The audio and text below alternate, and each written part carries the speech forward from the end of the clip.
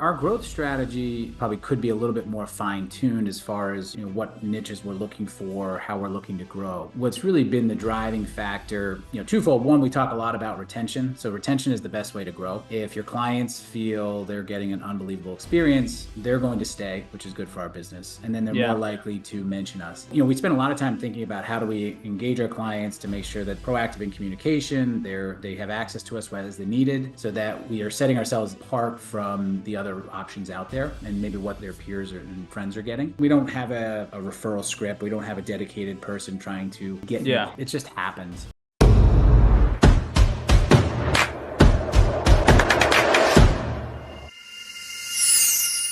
Hey guys, and welcome to the Grow IT Podcast. Your host here, Alessandro Cutri, joined today by none other than Matt Schroeder, one of the wealth advisors over at Great Point Wealth Advisors. Today's going to be an interesting episode, guys. We're going to be diving into a little bit about, Matt's background and his story into getting into this space, as well as what he's seeing in the market in terms of the financial sector, just from working with different clients. But without further ado, I'll kind of just pass on over to you, Matt, if you don't mind just introducing yourself and telling the audience a little bit about your story and kind of what led you to, Great Point Wealth Advisors. Sounds great. Thanks, Alessandro, for having me. I appreciate it. Of course. I've told this story probably quite a few times. I've been doing financial planning or wealth management. It's pretty much been my only job. So I graduated from the University of Pennsylvania back in 1999 and trying to figure out what I want to do when I grow up. And someone said, hey, there's a way you can make some money by kind of telling people what to do with their money, which led me into kind of the initial stages of the career. Back in 1999, it was primarily a sales role that morphed into financial planning over time. But I started with a company, American Express Financial Advisors, and then about 3 years in, I was basically managing a team of newer advisors, and a young gentleman joined us from Boston College, Pete Dish, and we basically been working together on and off for the last 20 some odd years. So we kind of went slightly different ways. In 2016, we decided to join forces under Great Point Wealth Advisors again. It's been an interesting journey. Yeah, you guys definitely have your hands full. And we were talking a little bit about it off camera. You guys are running quite the operation over there with a very lean team. So love to see what you guys are doing. But I'm curious for the audience that's maybe listening to this and trying to maybe put pieces together here. What would you say are some of the main problems that your clients are coming to you with, and how are you really helping them solve those?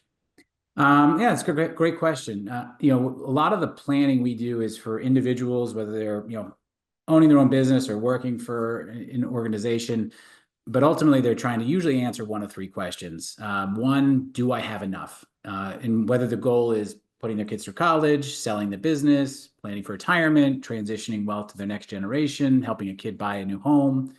Ultimately we're trying to answer, do they have enough? As you go through the models, that answer usually, and the more and more you do this, becomes pretty evident pretty early on. Then we're asking the second question is it in the right places? So when it comes to the investment strategy, from a taxation standpoint, from an investment risk standpoint, liquidity, whatever it may be, just making sure that they have the money for their goal in the right places. And then the last question is, okay, now it's time. How do I take the money out? Which dollar do I spend first? And a lot of times, people have wealth, but they can't figure out how to spend it or how to use it effectively.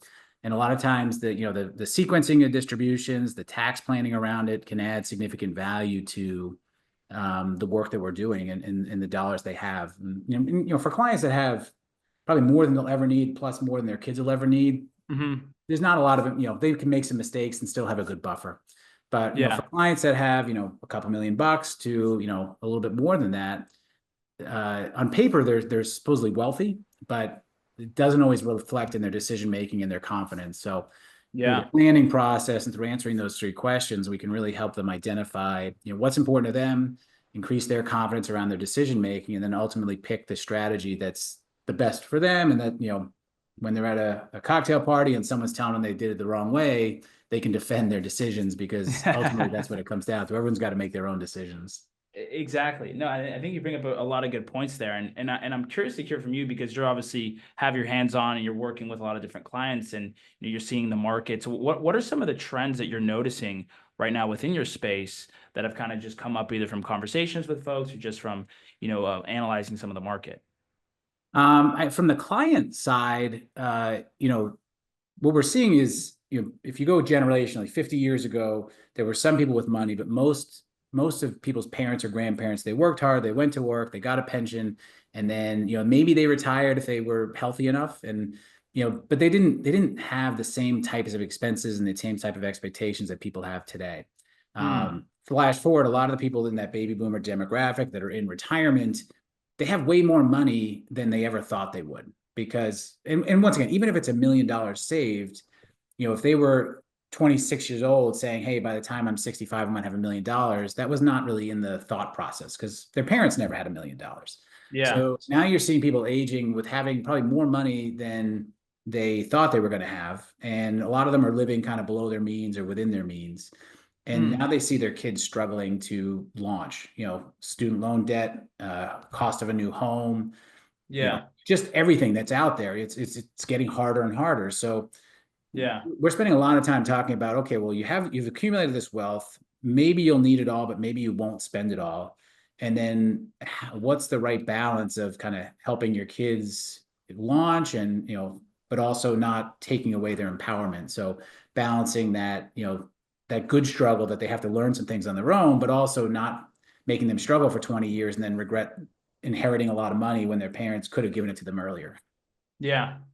Yeah, and it's interesting, right? As the cost of living continues to increase, especially what we're seeing with inflation, and making it harder to, like to your point, right? To making it harder for a lot of the younger generation to be able to have just one job and be able to support a mortgage, to support a family, right? It's becoming harder and harder to do so. So it's probably reflecting, right? And obviously the 100%. conversation. Even, we're in the greater Boston area, so the housing market really hasn't slowed down.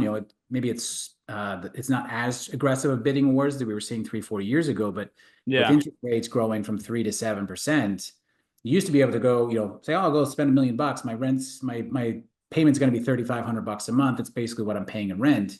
Now that yeah, same $1 million house is a $7,000 a month mortgage payment, yeah. and it changes the discussion a lot. So.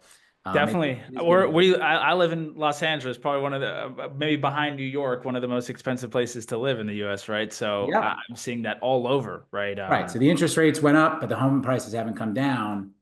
And how do you fill that gap? It's difficult. So Yeah, yeah, yeah. And it's one of those things we'll just have to continue to see. And I'm curious to see, I know obviously there's a new administration and there's obviously talks around that itself. Like, what are people's sentiment, from either the conversations that you've had around that, and like maybe how is that affecting, strategy in that sense? well, you have to remember we're in Massachusetts, so the sentiment might be different than in other parts of the country. Yeah, yeah, yeah. That's fair. That's fair. Yeah, So, yeah, and ultimately, part of our role and part of any advisor's role is to try to eliminate or mitigate emotion in the financial planning decisions. So whether people are excited or anxious about the current changes, yeah, the key is not to let emotion drive your decision making. So for yeah, clients that are feeling anxious, the discussion is, okay, well, what's the worst that can happen in your situation? And maybe yeah, they're creating a little bit more liquidity or a little bit more cash assets, or maybe taking some risk off the table. But all yeah, too often you see people make these emotional decisions. They either go all in on an asset class because they think it's going to go up, or they take their money out of the market because they're nervous about what the administration is going to do. yeah, yeah, And they yeah, never get that time back. So if they take it yeah. out, they never go back in nearly at the right time, if ever. If they over allocate, they get stuck there because if it makes money, they don't want to sell it. And if it loses money, they don't want to take the loss. That's a great So point. the Yeah, more you can avoid, realistically, where the value that most financial advisors generate their value is during these times, because people are quick to make decisions when emotion gets in the way, and that's yeah, usually clients lose the most, yeah. opportunity. Yeah, yeah, yeah. There's obviously the fear and greed index, right? That's always 100%. important to look at when it comes to, everyone tries to time the market, right? Trying to get into it at the right time, or trying to get, and there's no one's that sophisticated, right? To be able to do that. And to your point, right, you got to be able to manage your risk in the right way and knowing that you can't make decisions off pure emotion, right? Because is what's gonna, stab you in the back at the end of the day.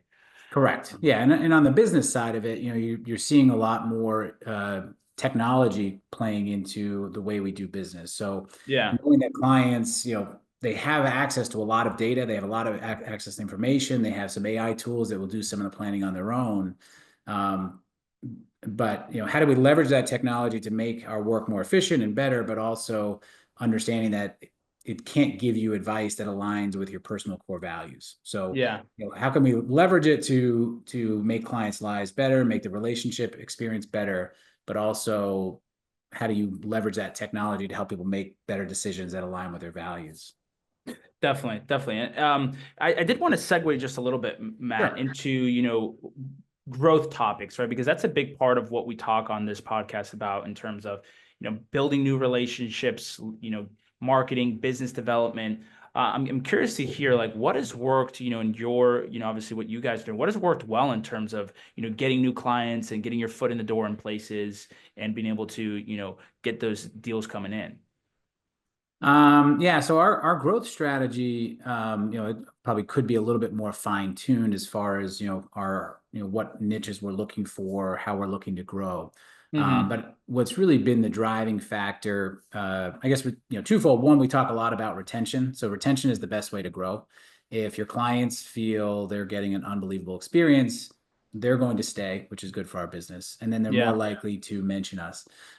So, we spend a lot of time thinking about how do we engage our clients to make sure that, we're proactive in communication. They have access to us as they needed, so that we are setting ourselves apart from the other options out there and maybe what their peers and friends are getting. Yeah. But we don't have a referral script. We don't have a dedicated person trying to get new Yeah. clients. It's just happened. Yeah, So on that itself, right? There's a beautiful thing about that as well, right? Where it's like, we talked to a lot of business owners, and I always say, like, if you're just getting clients, by accident, means that you're doing a good job, right? It means that, like, the clients that you're with are happy, and they're obviously, giving you other people, even if they don't have the referral script dialed in, right? correct. Yeah. It, Yeah. it, it And for goes the to show. last 3 or 4 years, Yeah. I've been recording a podcast really to capture some of the knowledge I've accumulated over the 20 to 25 years. And what it's helped is that, you can't meet with everybody, but it's given Yeah. me a tool to share with clients, to maybe share with their kids, which has Yeah. started to open up that discussion into next generation, which not all of them are ideal clients or really are looking for wealth management at this time, but having that resource and that collateral to be able to engage clients and engage friends, their young next generation, has been an invaluable tool. I've been kind of working on that for the last 3 or 4 years. And then the other Yeah. big driver for our business has been accounting partnerships. We spend a lot of time with a handful of CPAs and tax businesses that there's just a natural crossover between people are getting their taxes done. They're starting to, think about planning. That's a really good time to say, hey, do you know somebody? Are you working with somebody? Yeah. The caveat to that is, every accountant is getting 15 calls a week from financial planners saying, "Hey, give me your referrals." Yeah. Uh, Yeah. Yeah. Yeah. so it's not like just call CPAs. They'll hand you business left and right. I don't want to burden CPAs with those phone calls. Yeah. But developing, and we used to do this all the time. We'd sit in a training session and people are like, "Oh, this is great. Just do this. Just do this and you'll get all these clients." And then you'd ask the Yeah. follow-up questions like, "Well, how'd you meet that person?" It's like, Yeah. oh, we went to high school together and we've known each other for 25 years. So, a lot of these great ideas, they're not just, hey, just go implement the system. They do take time to build relationships and, doing it. And that's the name of the game, right? I think you just said it, right? It's relationship sell, right? You're not selling peanuts. You're not selling a super small ticket product, right? In your case, you're handling someone's life like life's net worth, right? Or their financial plan for the future, right? So there's a lot of trust that needs to go into that rather than it being, a one call type of close, right? Or there's that relationship that needs to be built. And that's obviously why referrals and, your network is always going to be a great place to have people to recommend you, right? Because, Correct. Yeah. cold market and, traditional lead gen typically doesn't work for these relationship based businesses is what we've seen on our end. 100%. And we're, Yeah. even in the industry, there's kind of different types of advisors. We are a fee-only registered investment advisory firm, which means we don't have a broker-dealer affiliation. We don't do anything commission-based. Yeah. And we act as fiduciaries for our clients. So when it comes to a trusted referral source for an accountant, ultimately they're fearful that the advisor is going to sell them something or, harm the relationship in some way. So, um, Yeah. but by being on that side of the industry, which I think it reflects less than 10% of all wealth managers out there, but it's definitely a Yeah. growing trend because Yeah. advisors are seeing the value of independence. They're seeing the ability to say, "Hey, look, I'm in your best interest."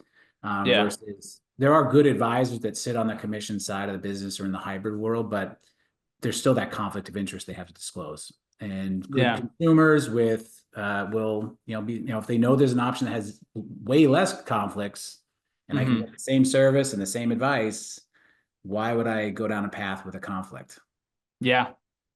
I'm curious to ask you, man, if you had to go back, right? I always love asking people these questions when it comes to, just learning the different experiences that you've obviously accumulated from being inside the space. If you had to go back to when you first started your career, within this industry, what would be some advice that you would have given to your younger self?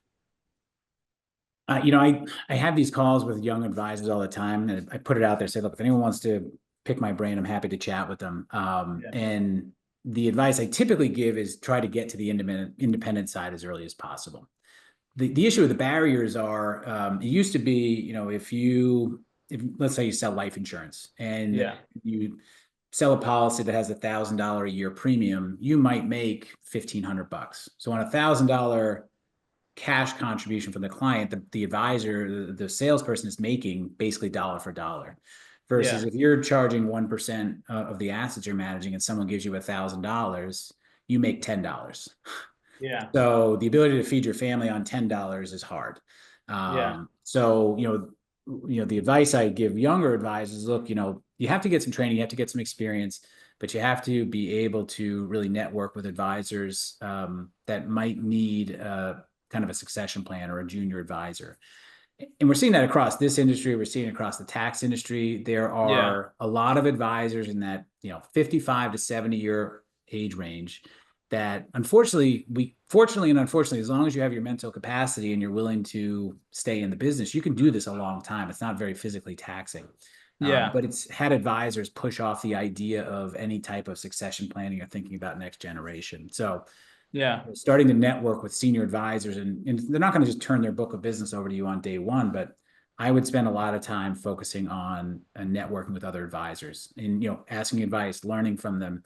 And all the while you may be working inside a large organization, cutting your teeth and getting your experience, but you always want to have that thought process. If I can partner or be a junior advisor to somebody that has the same values and has a growth strategy that I can be part of, it's going to be your best path to success. Yeah, and I think that's great advice, right? Is being able to, get in there, and build those relationships, right? Being like that's the name of the game, right? Especially in what you guys are doing and in that sector itself. The other thing Um, we talked about offline is, as much as you can build a niche, it does help. Trying to yeah, differentiate yourself is just it's like being a primary care physician. They can take care of everything, but there's limitations. But yeah, as a newer advisor, as you start thinking about where to build your networks and where to invest your time, if there is and it's not going to be 100% of your business, but if you can maybe be 50 to 75% of your mental marketing focus, yeah, you'll start to get some clarity around it. yeah. What do you enjoy most about what you do, Matt? I gotta ask, man. Um, I got that question ahead of time, and it really is. I love problem solving. So, Yeah. it could be all different types, but basically, people have it. They're trying to get from point A to point B, but they just don't know how to. Or maybe Hmm. there's 7 different ways to get there, and helping them figure those different paths out. Yeah. The other thing I'm passionate about is connecting people. So I, Mhm. I spend a lot of time just networking in my community and with other business groups. Um, and it's good reciprocal, but really what I'm doing is if a client needs a plumber, I've networked with 3 plumbers, so I can solve a problem by saying, hey, look, here's a couple names. If they need an attorney or some of the more direct things that affect our business, or like an estate planning attorney or a CPA or a business Yeah. attorney, but knowing somebody who offers various services in the community helps. So for Yes. sometimes I may not be solving their financial planning problem, but having relationships and making those connections is invaluable. So, Yeah. I was talking to a client, they called me, they were trying to do a home renovation project, and we've been talking about it for like 3 years. And I finally was able to connect them with a contractor who, did the work. And it was a big project. It was, it was a 6-figure job, and they hemmed and hawed about the money and spending it. But after the work, it was all done and they moved back in, she called me and she's just like, I have to thank you so much for pushing us and helping us get that done. Yeah. Because, and usually when you tell clients to spend a few $100,000, they don't always thank you about it. But those types of having the ability to make those connections made that happen. And then also, they were able to kind of, benefit from seeing the value of their money. And it just goes back to what we're talking about, right? That trust and the relationship, right? The trusting, being the trusted advisor, right? Beyond just managing their wealth, but being also that trusted advisor in other areas is always going to help increase that, right? And so I love that you bring that up, and I could tell that that's like a big component of what you do, and the ethos that you guys have. Yeah, in the industry, the asset allocation and some of the core, having a 60-40 portfolio, whatever it is, technology is making that a lot easier, and people can access that anywhere. But it's that next level of advice and understanding that, that's still a premium. Yeah. If people are listening to this, man, and they're like, "Hey, man, how do I get in contact with you, Matt? Like, what are the best ways to go ahead and find you guys and see if you can help us out with some of our financial plan? What would be the best first step for them to make?" You check out our website at greatpointwealth.com. You can also, I've been recording, as I mentioned, this podcast for a couple of years. It's called Great Points. You can find it on most streaming services like Spotify or Apple. Nice. There's also a link on our website to it as well. And typically, we like to engage people for a short call just to make sure we understand what they're looking for, explain kind of our approach, and if there's a general consensus that it would make sense, then we'll kind of schedule a little bit more of an in-depth data gathering meeting to kind of help them decide where they want to go, and if we're the right fit for them. Perfect, man. Well, hey, Matt, it's been a pleasure getting a chance to hear a little bit more about your story, what you guys are currently building at Great Point, and I'm definitely a fan of it over here. Any closing notes before we go ahead and hop off over here, my man? I don't think so. I think, if people that value advice and value their time, working with a wealth manager makes sense. Because that's ultimately what we're here to do, is add value and save time and, add some enjoyment to your life. I think that's a perfect note to end on. If you guys are listening, make sure to go check out Matt and the team. If you are watching all the way to the end, make sure to like, comment, and subscribe for more content. And we hope you guys have a great rest of your day. Thanks again, Matt. It's been a pleasure. That's great. Thanks, Alessandro.